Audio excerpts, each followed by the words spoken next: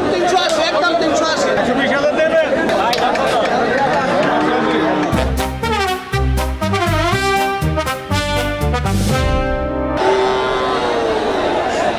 কোরবানি ঈদের এখনো বাকি 2 সপ্তাহ।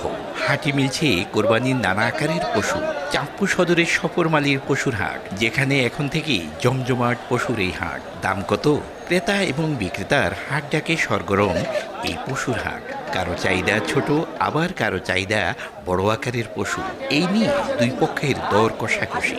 লাভের হিসাব মিললেই কেউ বিক্রি করছেন, আবার কেউ ছাড়তে নারাজ। এসবের কারণে জমজমাট সফরমালী পশুর হাট। লাস্ট 85 করে দিয়েছি, মেলা ব্যস্ত গেল তো 2000 এদিক সেদিক বেচলাম। এটা 3,80,000 টাকা।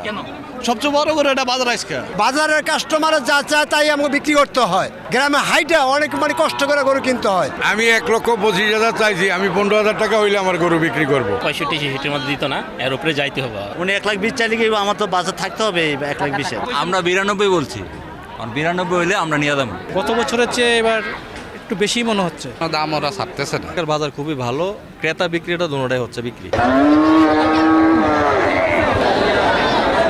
এদিকে পশুর হাটে নেই চাঁদাবাজি কিংবা উটকো বাড়তি ঝামেলা।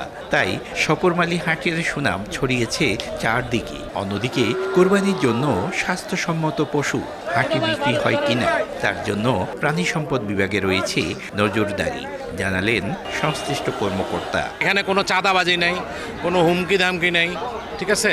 সব মিলে সুশৃঙ্খলভাবে জিনিসটা চলতেছে, বাজারটা পরিচালনা হচ্ছে সবসময় দীর্ঘ অনেক দিন যাবত। স্থায়ী অস্থায়ী মিলে 150টা কোরবানির হাট আছে।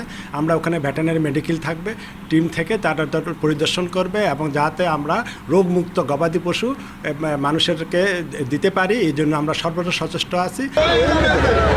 চাঁদপুরের সফরমালী পশুর হাটে সোমবারে কোরবানি পশু সরবরাহ ছিল ছোট বড় মিলিয়ে 3000।